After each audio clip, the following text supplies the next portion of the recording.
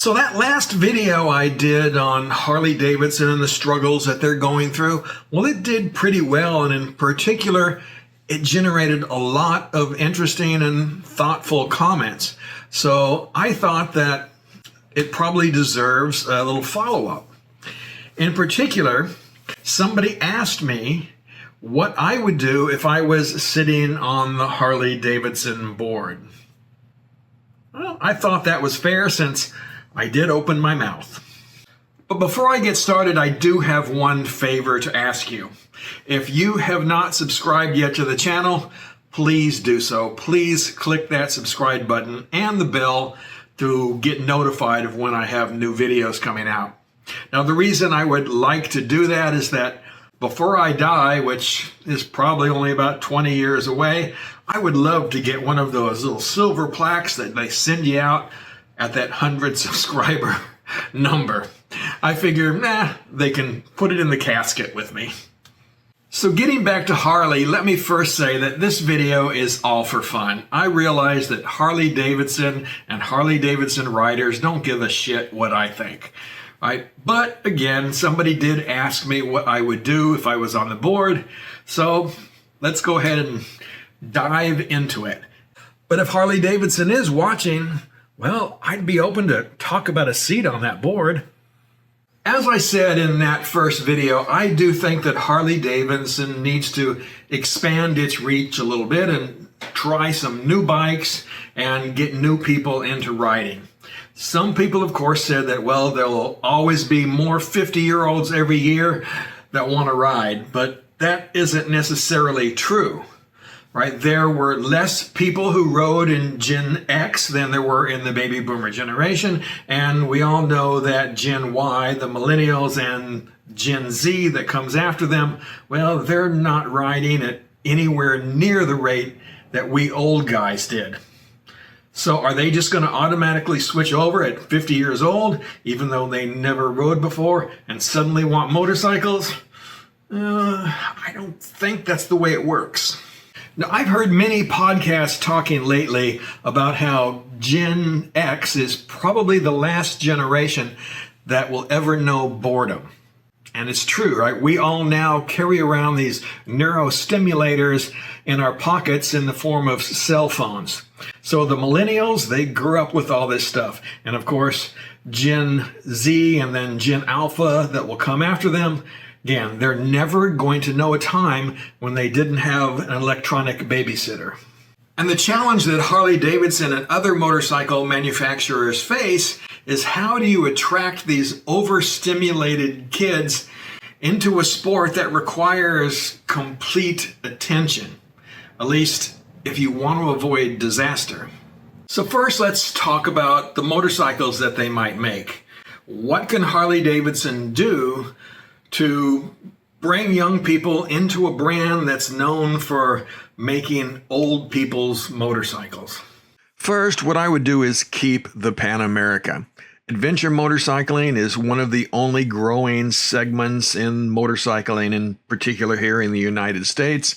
So I definitely would keep this motorcycle, and I would even expand the line to include something smaller, maybe a 700 or 650cc adventure bike, kind of stripped down, bare bones, kind of like the Yamaha T700. Secondly, I would look back at Harley Davidson's heritage. They have more than 120 years of heritage to look back on, and most of the time when they talk about this, we're only looking back to the 1960s and the days of Easy Rider. I think they should go back even farther, back to the 1920s. Look at 1925 board track racers and times when they made utilitarian motorcycles, not just for enthusiasts, but for police departments, fire departments, and mailmen. So here's an image of a 1925 board track racer. As far as I'm concerned, these are really cool bikes. Now, I don't suggest that Harley Davidson tries to replicate these things. I suggest that they take and they use them as inspiration to create a new, modern, classic-looking motorcycle. Originally, these board track racers were built with pretty good size engines, 1,000 and 1,200 cc's. They were made to go up to 100 miles an hour or so on those board tracks. But they don't have to be, right? They could take this bike and, again, use it as inspiration, put in a 400, 500, and 650, 700 cc engine and make a nice, fast, fun, and hopefully affordable little motorcycle. Now, of course, brands like Triumph have this Scrambler 400X and the Speed 400 that has that classic styling in a modern motorcycle. And of course, Royal Enfield has a complete line of bikes that do this. There's the Bear 650 at $7,099, the Bullet 350 at $46.99, the Super Meteor 650 at $69.99, and of course the Classic 350 at $46.99.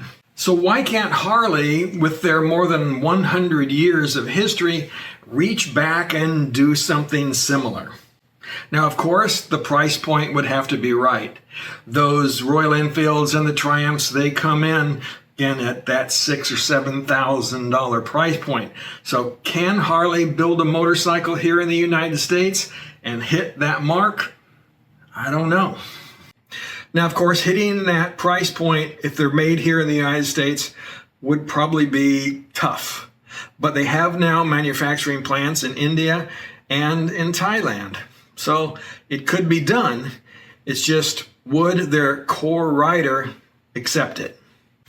Which I guess brings us to the really hard part for Harley Davidson, because they've spent the last 40 years telling us what a Harley Davidson rider looks like and even how they should believe. And they've been very successful at it. Again, kudos to them for really understanding their demographic. But now they're to the point that they need to expand that demographic. So again, can they do that? After I posted that last video about Harley Davidson, I found another article on the US version of The Sun. And in it, they were talking to one of the Harley Davidson vice presidents. Just so I don't screw up his name, let me read it to you, right? His name is Kolja Rebstock, and he's the VP of International Markets. And he said a few very interesting things. First of all, he said, "We lost volume when we discontinued the Sportster model lineup, which was very successful. Unfortunately, it wasn't contributing too much from a financial point of view to the company. That's the challenge. How can we enter the market with a smaller displacement, entry-level product that still gives us the financial outcome needed?" Now, I don't know if this is true or not, but I actually had read in some places that Harley Davidson was losing money on every Sportster that they created. But even if that's not true, even if they were making some money, it wasn't enough to continue the line. He continued, "There's a need. I can't disclose what's in the pipeline, but we understood that we need a stepping stone into the brand. We need to stay true to our hardcore customers, but the more you are true to that, the more you can isolate yourself if you're not reaching out to new ones. We are seen still as a company that only has softail models like our iconic Fat Boy and the big touring bikes. But that's not true. We have a much wider model range." Now, I relate all of this to you because I wanted to show that it's not just me, some non-Harley guy, who thinks that Harley needs to change their image and come out with some new motorcycles designed to get younger people into the sport. It's Harley Davidson as well. They know exactly what they need to do, right? They know that the US market is stagnant or contracting, and they know that markets like India, Asia, and South America are growing. Now, will this be easy? Can Harley Davidson change their image and try to bring in new riders without alienating the old group? Well, I don't know. But I envision that they might have some ads that might go a little bit like this. So picture an ad or a video that starts off with a guy that looks kind of like me, an older guy, probably has on some leather and denim, and he's riding down the highway. And the voiceover says something like, yes, Harley Davidson is for guys who like to do long days in the saddle and travel to week-long motorcycle rallies. Right, but it's also for those people who love to get off road and challenge themselves with big adventures. And of course, at that time, you switch to somebody riding the Pan America. And then maybe it says something like Harley Davidson is also for the guy who loves to go out on the weekend and carve a beautiful canyon road. And then it's some guy on one of their smaller motorcycles, again, tearing it up on a canyon road. And then maybe another little shot comes in that says Harley Davidson is also for the guy who likes to commute to work and save a little money. Again, now it's a guy on his, smaller displacement Harley Davidson. So at the end of this, then it comes on and says, it really doesn't matter how you ride. Harley Davidson is for everyone. Now look, I know some of you are going to say that, well, that's kind of cheesy and maybe it's a little bit woke. But again, I think that illustrates the problem that Harley Davidson has. It needs to reach out and expand its group, right, while trying not to alienate the people that it already has. So personally, I think that they just have to do it, and they have to be willing to make it through the storm that they're going to receive as they make this change. And they're going to have to be willing to just stick to their guns because they know in the long run, this is what they have to do to remain viable as a company. So can they do it? Well, personally, I hope so. I want them to continue to succeed.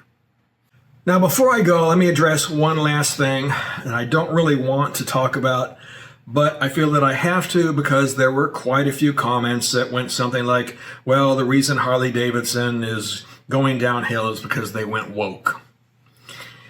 Well, let me address this by giving you a list, right? So Hobby Lobby, Chick-fil-A, John Deere, Tractor Supply, Home Depot, Costco, and Target. Also, I can give you a list of celebrities. Alice Cooper, right? The Dixie Chicks, Ted Nugent, Kid Rock, right? And here lately, we have Bruce Springsteen and Eddie Vedder. Now, this is by no means a complete list. We could go on and on and on. And based upon which end of the red and blue spectrum that you want to listen to, well, you're supposed to hate or love all of these companies and people. And to me, quite honestly, it gets a bit tedious. So as I've said several times before in my videos, if you want to fill your life with all of the things you hate and let them determine how you act, how you behave, how you feel, then more power to you. Personally, I'm just not going to do that. All right, guys, keep riding safe and, of course, keep squeezing your lemon.